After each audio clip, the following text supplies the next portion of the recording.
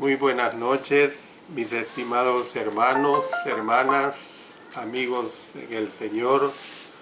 Nuevamente está con ustedes el hermano Alexander Castellanos, siempre desde la Iglesia de Cristo en la República de El Salvador. Hoy es la tercera clase acerca del libro de Eclesiastés. Antes quiero dar una aclaración. Hemos tenido problemas técnicos, como ya lo expliqué en las clases anteriores que iniciamos el sábado y domingo recién pasado.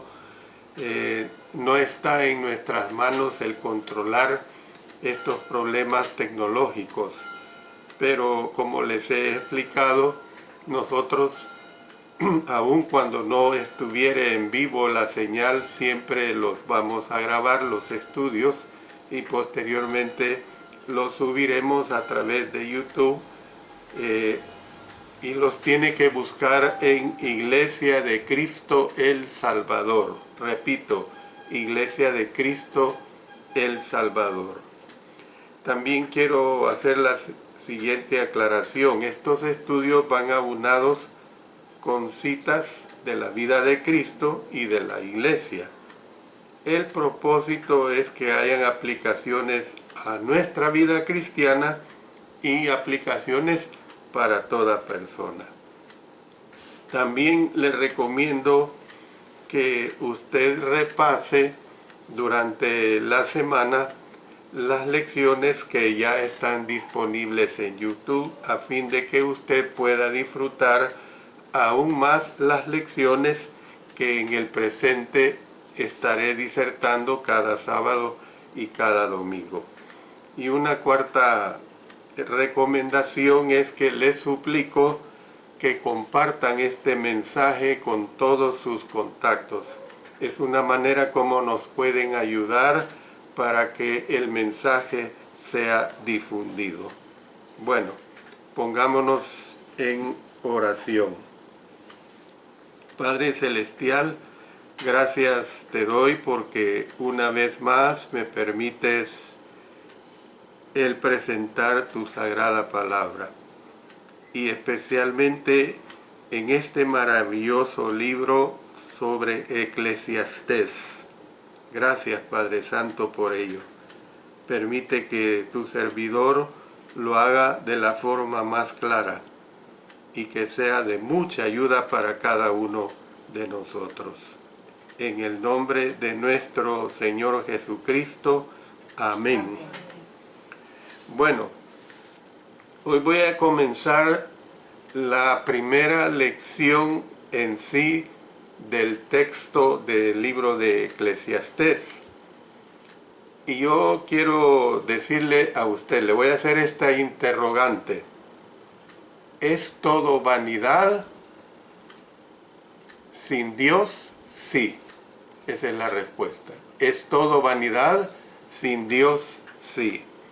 Entonces, la lección que estaré presentando hoy y las dos o tres subsiguientes que vendrán van a tratar sobre el tema sobre todo es vanidad. Todo es vanidad. Yo le digo que usted se gozará mucho con lo que vamos a ver cada mensaje que se presente. Veamos primeramente acerca del prólogo temático. En la primera lección yo di mi prólogo en referencia a lo que iba a estar presentándoles. Ahora veamos lo que corresponde a este prólogo temático que está comprendido en Eclesiastés capítulo 1, los versos 1 hasta el 11. Y aquí vamos a ver primeramente la tesis primaria. Todo es vanidad, no importa lo que los hombres puedan hacer. Lo vamos a ver precisamente en los versos 1 y 2. Dice: palabras del predicador, hijo de David, rey en Jerusalén. vanidad de vanidades, dijo el predicador. Vanidad de vanidades, todo es vanidad. En el versículo 1, el comienzo de este libro, palabras del predicador. Con respecto al significado de la palabra hebrea Kohelet, que se escribe con Q al principio y termina con TH al final, que se traduce como el predicador, sugiere que el texto estaba destinado a ser visto como un sermón. Posee numerosas cualidades de un buen sermón. ¿Por qué? Porque habla de drama, claridad, repetición, ilustraciones e incluso una invitación en la que el autor hizo un apasionado llamado a la acción. El predicador se identificó como hijo de David y rey de Jerusalén. En Eclesiastés 1:12, yo el predicador fui rey sobre Israel en Jerusalén. Se llamó a sí mismo rey sobre Israel. Solo un hombre encaja en esta descripción compuesta, y ese hombre es Salomón. Aquellos que deseen encontrar un autor que no sea Salomón tienen que enfrentar la afirmación de este pasaje. También tienen que luchar con el concepto de inspiración. Sí, podemos decir que si de hecho el escritor no fue Salomón, la interrogante es esta: ¿inspiró Dios a alguien más para que afirmara ser Salomón? ¿Qué posible beneficio tendría? Algunos han presentado argumentos contra la autoría de Salomón sobre la base de que el autor no hizo ninguna otra mención de ser rey, además de Eclesiastés 1:1 y 1:12. Salomón aparentemente estaba predicando un sermón. No estaba tratando de ser visto como un rey, y qué buena actitud tuvo él al respecto, sino que él estaba tratando de ser visto como un predicador. Los buenos predicadores, podría decir yo esto, que no se preocupan por sus credenciales, sino que con el hecho de que ellos son portavoces de Dios. Es lo que debe sobresalir, y Salomón hizo una labor admirable en poner su reinado en un segundo plano. Miren lo que nos expresa el verso 2, el versículo 2. El predicador comenzó su introducción afirmando audazmente: vanidad de vanidades, todo es vanidad. Estas palabras también aparecen en la conclusión del libro. Eclesiastés 12:8 dice: vanidad de vanidades, dijo el predicador, todo es vanidad. La llamativa declaración, que parece ser cabal, podría hundir a los lectores en las profundidades de la depresión. Es cierto que nada en la vida o en la humanidad tiene un valor redentor. La palabra hebrea para vanidad es la palabra evel, con H al principio, y así como lo oye, y con B de bueno, evel, que también se traduce como inutilidad, vacío y fugaz. Es una palabra clave que aparece 38 veces en este libro. Tiene que ser nuestro punto focal si queremos entender a dónde quiso el predicador llevar a sus oyentes en este sermón. La palabra quiere decir, o sea, la palabra vanidad, sin valor redentor ni perdurable. El autor estaba hablando de cosas que son vanas y que son inútiles. Más adelante veremos un estudio adicional específico solamente acerca de la vanidad. Al repetir el estribillo vanidad de vanidades, un estribillo es una frase que se repite en una forma continua, y este es un estribillo que tiene el libro de Eclesiastés, vanidad de vanidades. El predicador se aseguró de que no se le malinterpretara. La expresión es, por decirlo así, un superlativo, así como decir el lugar santísimo. Describe el lugar más sagrado del templo y, por ejemplo, podemos decir el cielo de los cielos. Apunta al cielo más alto. El término vanidad de vanidades expresa una absoluta vanidad. Entonces, otros superlativos en la Biblia incluyen, por ejemplo, Rey de Reyes, o sea, el rey más grande, quiere decir eso. Otro superlativo es el cantar de los cantares, o sea, el mejor canto. Incluso, pues, la idea de que todo es vanidad es en sí misma vanidad. Entonces, es inútil intentar comprender cuán sin sentido es todo. Mientras Salomón realizaba su gran experimento para averiguar el significado de la vida, registró su hallazgo para personas de todos los tiempos.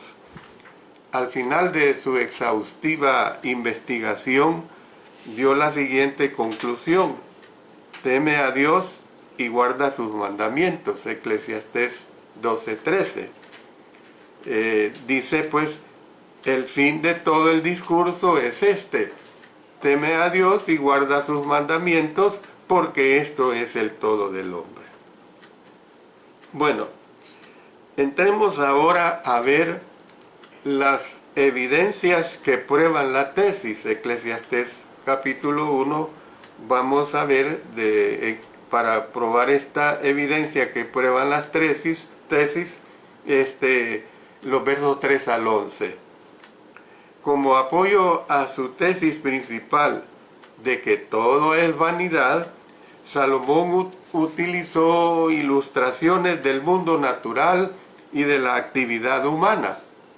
Observó tareas y procesos que nunca podrán completarse ni marcar una diferencia duradera, y los consideró sin sentido.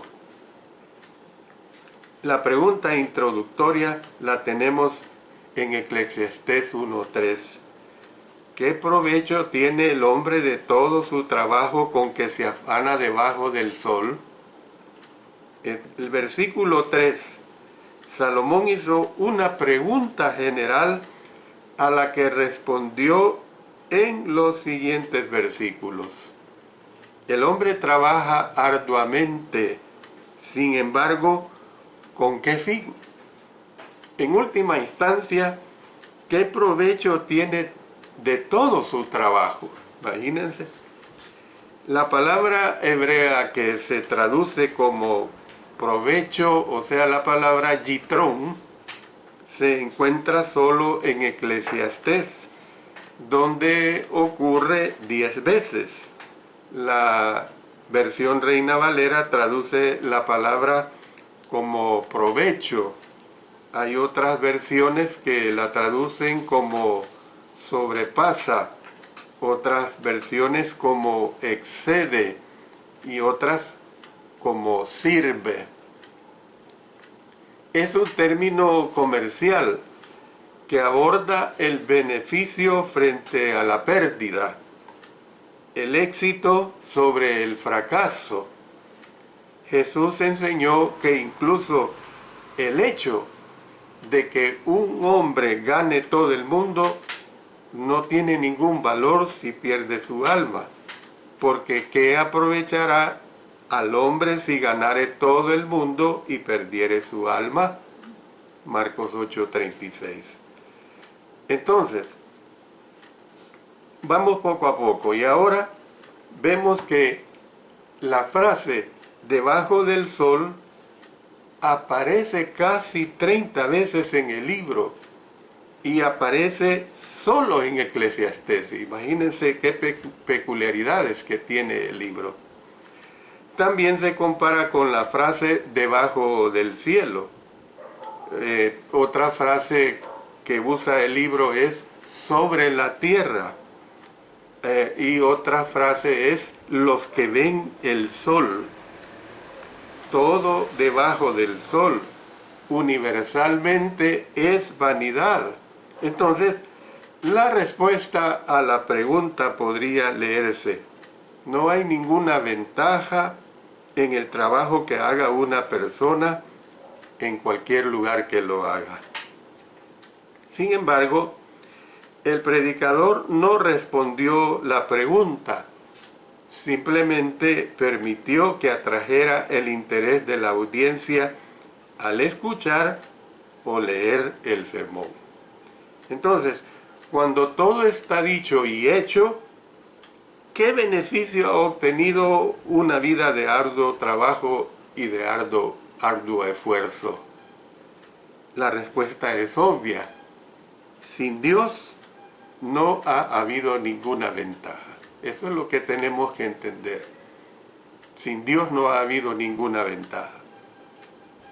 Bueno, entremos ahora a ver los ciclos sin fin en la naturaleza que están comprendidos en estos versos 4 hasta el 7. Dice, generación va, póngale cuidado, y generación viene, mas la tierra siempre permanece. Sale el sol y se pone el sol, y se apresura a volver al lugar de donde se levanta.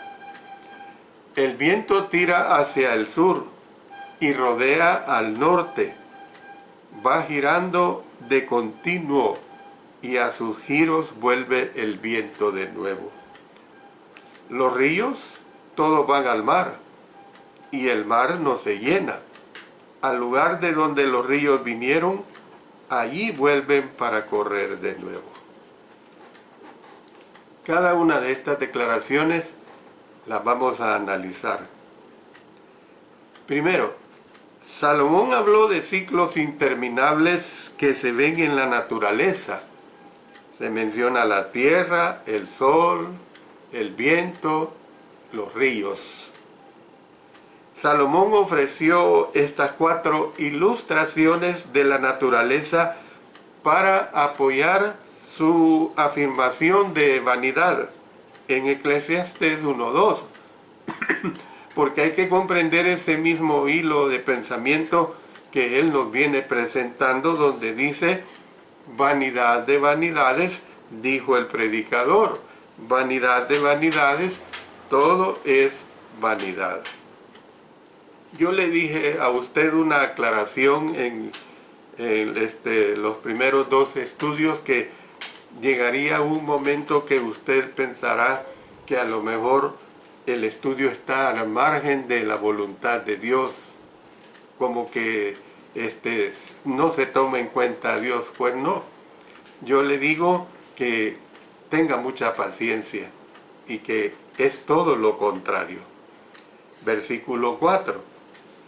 Generación va y generación viene, mas la tierra siempre permanece.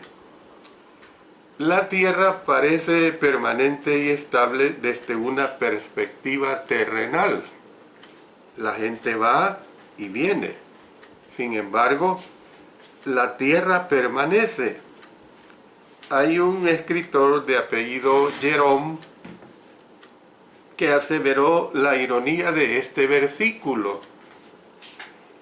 ¿qué es más vanidad de vanidades que el hecho de que la tierra perdure, aunque fue hecha para el beneficio del hombre, mientras que el hombre mismo, el amo de la tierra, pronto se convierte en polvo?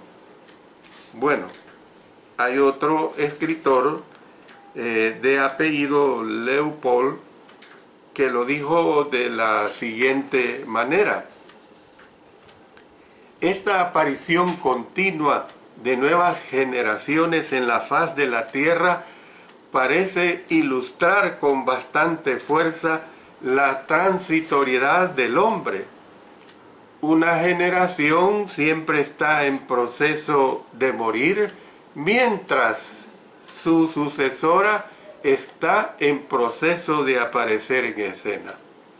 No quiere decir que el autor tenga una interpretación cíclica de la historia, sin embargo, sí quiere decir que ha observado cuán transitorio parece ser el hombre, y es una realidad. El hombre es transitorio.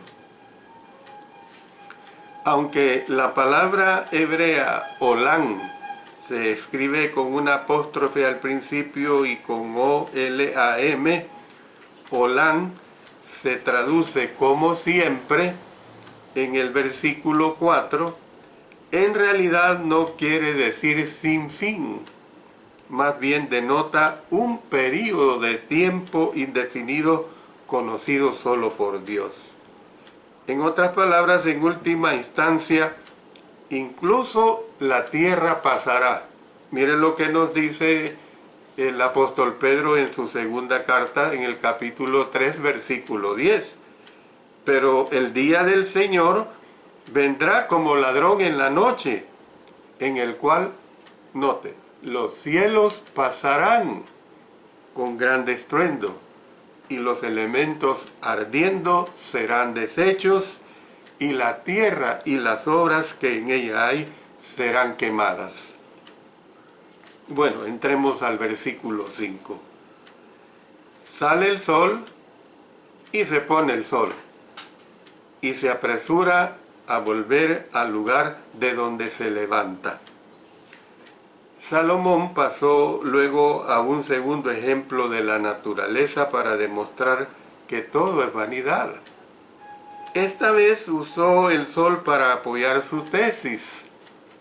Los ciclos continuos y repetitivos del sol prueban la tesis de la vanidad, ya que todo lo que hace el sol es apresurarse a cruzar el cielo, solo para ponerse y levantarse nuevamente al día siguiente, comenzando nuevamente el ciclo. Al sol se le describe en el sentido de que se apresura, literalmente como quien dice jadea. ¿Cuál es su prisa? ¿Por qué simplemente no se mantiene en lo alto? Esto ilustra pues la futilidad y es como un corredor que sigue dando vueltas en la pista. Entonces, ¿qué tenía en mente Salomón cuando usó la frase al lugar? Podría referirse a la idea de que el sol entraba en una morada subterránea después de cruzar el cielo y luego volvía a salir a la mañana siguiente.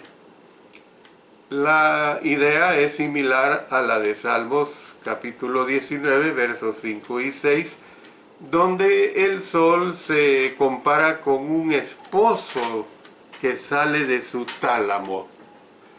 Entonces, la descripción del movimiento cíclico del sol podría indicar que el autor creía que el planeta era redondo.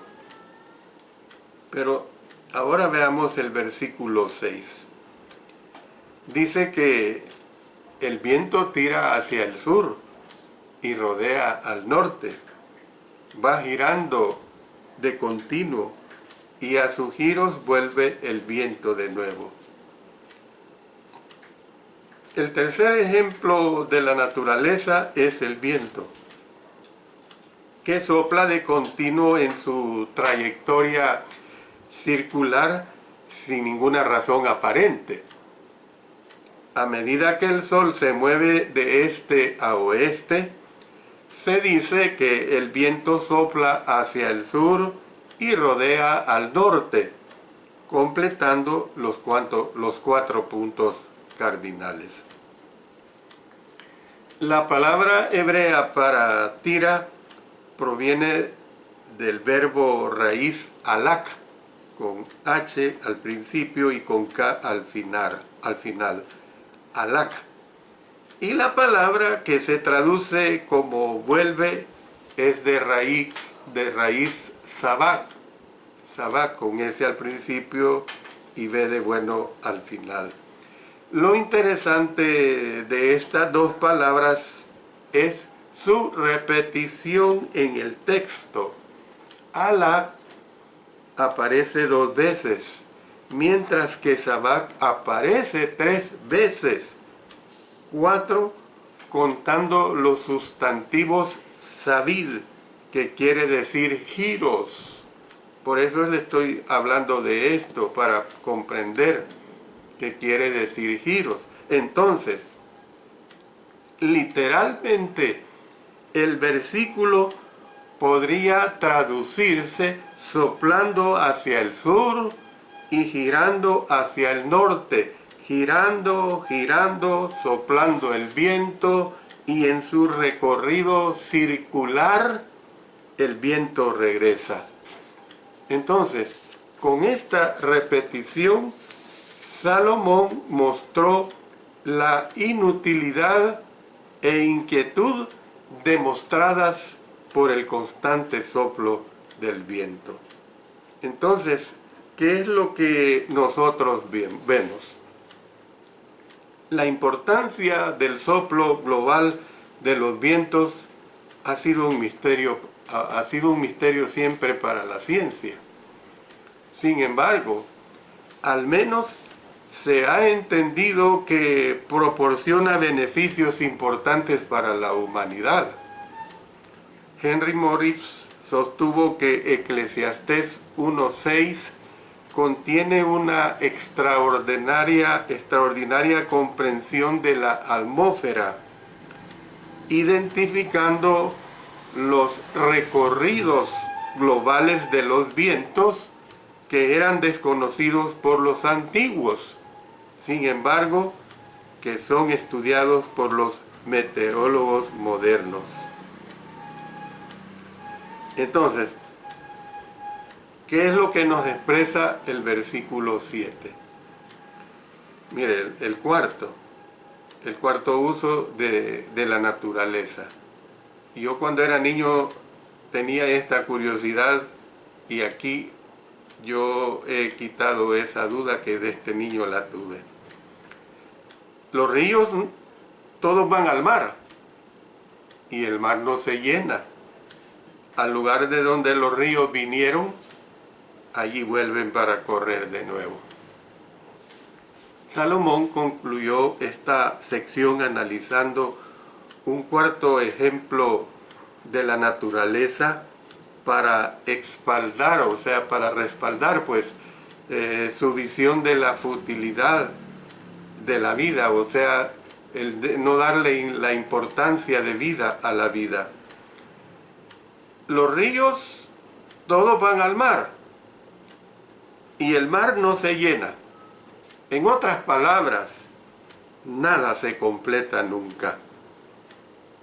Y un ejemplo es el Mar Muerto, que es una prueba notable de este fenómeno. Este pequeño cuerpo de agua tiene el río Jordán fluyendo sobre él, sin salida. Sin embargo, permanece sin llenarse. El concepto general fue observado por el antiguo dramaturgo griego Aristófanes, quien escribió: el mar no muestra un aumento en el volumen con tantos ríos fluyendo en él. La última parte del versículo dice: al lugar de donde los ríos vinieron, allí vuelven para correr de nuevo. ¿No era el propósito de Salomón analizar el proceso de evaporación como lo indica la Nueva Versión Internacional? Más bien estaba enfatizando la inutilidad del trabajo del río. Se vierte en los mares, sin embargo, no logra nada. Jamás termina de llenarlos.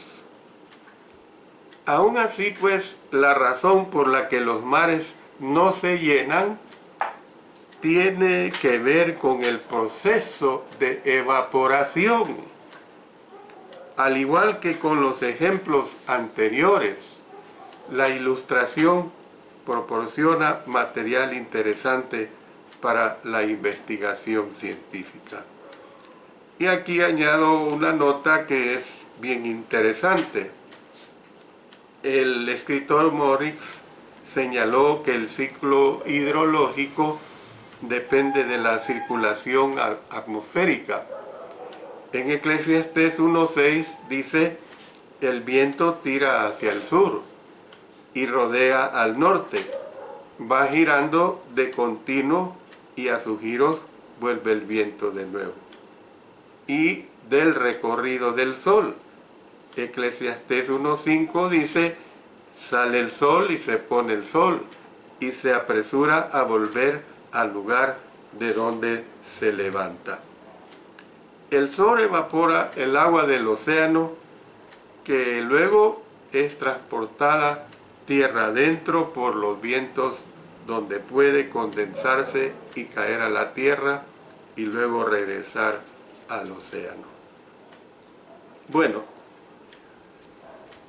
quiero que entremos a ver una parte importante, y es lo que corresponde a los ciclos sin fin entre los hombres. Y esto es lo que se presenta en los versos 8, 9, 10 y 11.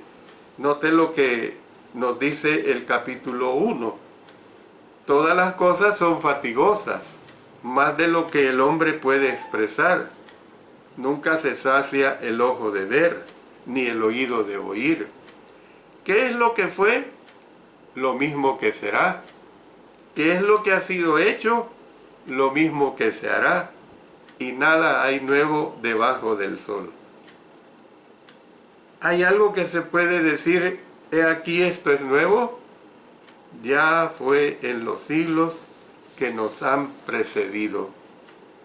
No hay memoria de lo que precedió, ni tampoco de lo que sucederá habrá memoria en los que serán después. Mire qué interesante. Salomón continuó demostrando su tesis de que todo es vanidad. Sus 4 argumentos que hemos visto de la naturaleza demostraron de una manera gráfica su punto. Sin embargo, no había acabado. No solo se ven la repetición y la inutilidad sin fin entre la naturaleza, sino que es igualmente evidente entre la humanidad. Entonces Salomón hizo 4 observaciones sobre la humanidad, al igual que hizo esas 4 observaciones sobre la naturaleza, ahora las hace sobre la humanidad para probar su punto. Aunque la creación de Dios está activa, nunca se logra nada, nunca se da una culminación. Y sigamos con el estudio. Versículo 8. Todas las cosas son fatigosas, más de lo que el hombre puede expresar. Nunca se sacia el ojo de ver, ni el oído de oír. El hombre, como el resto de la creación, no puede encontrar satisfacción. la gente siempre estará descontenta. Esa es la realidad. Salomón abrió esta sección de su análisis con otro resumen que lo incluía todo. Tal como había dicho anteriormente, todo es vanidad. Aquí dijo, todas las cosas son fatigosas. La idea es que la monotonía, y la repetición de cosas y eventos, como se ilustró con la creación, son suficientes para fatigarnos. Es decir, que es agotador observar y tratar de entender los caminos del viento. Usted no puede entender eso.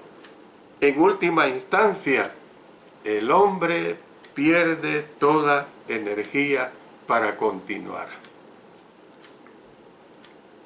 Todas las cosas podría traducirse como todas las palabras, lo que encajaría con la siguiente cláusula: más de lo que el hombre puede expresar. Más de lo que el hombre puede expresar.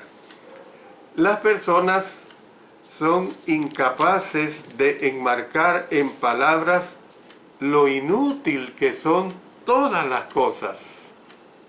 Sin embargo, cosas parece ser una mejor traducción, como se usa aquí en la versión que nosotros usamos mucho, que es la Reina Valera, y resume precisamente los puntos presentados sobre la creación. El alcance del descontento del hombre se ilustra mediante 3 actividades humanas: hablar, o sea, expresar; luego, ver y oír. Entonces, es hablar, ver y oír. Ninguno de estos sacia. ¿Por qué no hay satisfacción? Porque todo es inútil. Por lo tanto, se prueba la tesis de Salomón. Entonces, la sabiduría que la gente adquiere por medio de los poderes de la observación y el discurso es muy corta. Veamos el versículo 9. ¿Qué es lo que fue? Lo mismo que será. ¿Qué es lo que ha sido hecho? Lo mismo que se hará. Y nada hay nuevo debajo del sol. El segundo ejemplo concerniente a la humanidad es el de repetir siempre la historia. Si los ciclos constantes de la naturaleza son agotadores, cuánto más desalentador es la repetición interminable de eventos y errores, por supuesto, del pasado. ¿Qué se había recogido de esos predecesores? Nada. Qué trágico es que nada se aprende. Salomón hizo 2 declaraciones radicales. El hombre repetirá lo que se ha hecho en el pasado. ¿Qué es lo que fue? Lo mismo que será. Y las generaciones futuras continuarán cometiendo los mismos errores de la generación actual. ¿Está usted de acuerdo con Salomón? Yo espero que sí. ¿Qué es lo que ha sido hecho? Lo mismo que se hará. Su triste conclusión dice: nada hay nuevo debajo del sol. No es que su pueblo no haya podido descubrir los misterios de la vida, mientras que otros pueblos, a lo mejor lejanos, quizás lejanos, han tenido éxito. Más bien se daba cuenta de que donde quiera que alguien pudiera ir, en cualquier lugar debajo del sol, sería testigo de la misma ignorancia e inutilidad. Y noten lo que dice el versículo 10. ¿Hay algo de que se puede decir, he aquí esto es nuevo? ya fue en los siglos que nos han precedido. Tercero, pues, Salomón hizo notar que los hombres siempre están copiando los descubrimientos anteriores. No hay nada nuevo, está diciendo él. Comenzó con una posible objeción a su tesis. Alguien puede decir en contradicción, aquí esto es nuevo, lo cual es una ilusión.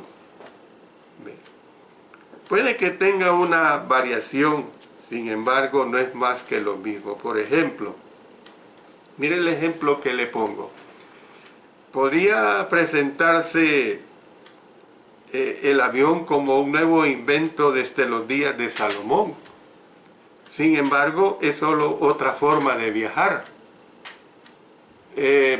Otro ejemplo, los fármacos modernos son solo otra forma de medicina. El autor señaló que nada es nuevo, ni siquiera las cosas que pensamos que son nuevas. Salomón estaba buscando algo que pudiera impactar directamente a la humanidad y darle sentido a la vida. Hay una nota que quiero agregar al respecto de esto. Obviamente ha habido muchos inventos.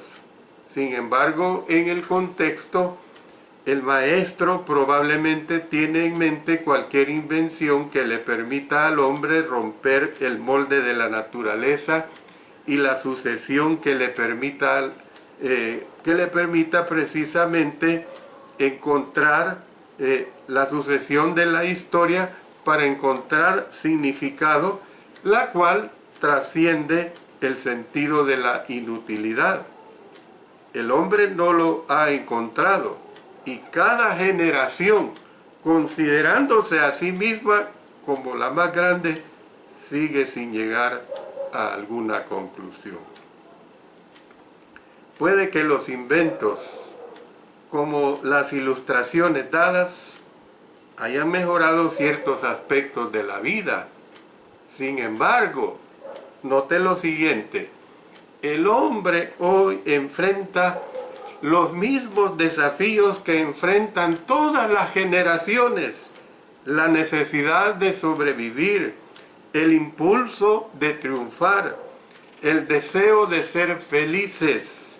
Los antiguos vieron la salida y la puesta del mismo sol que ahora observamos.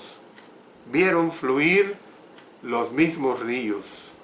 Ellos murieron y también moriremos nosotros, a menos que Cristo regrese antes. Amén. Yo voy a parar acá.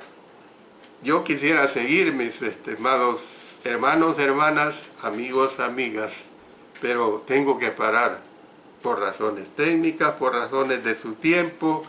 No deseo abusar, pero sí, le invito para el día de mañana que usted, Dios mediante, no tengamos los problemas técnicos que ahora hemos tenido. Pero como le digo, estos estudios siempre van a estar disponibles. Y le pido una cosa, ore mucho por mí, porque Dios me dé salud, mente y todo lo necesario para estos estudios. Ore también para que la tecnología nos funcione a todos, no solo a ustedes, sino que a todos. Porque hoy dependemos de esta tecnología, gracias a Dios. Les pido esas oraciones. El Señor bendiga a cada uno de ustedes y que la paz de Cristo les acompañe.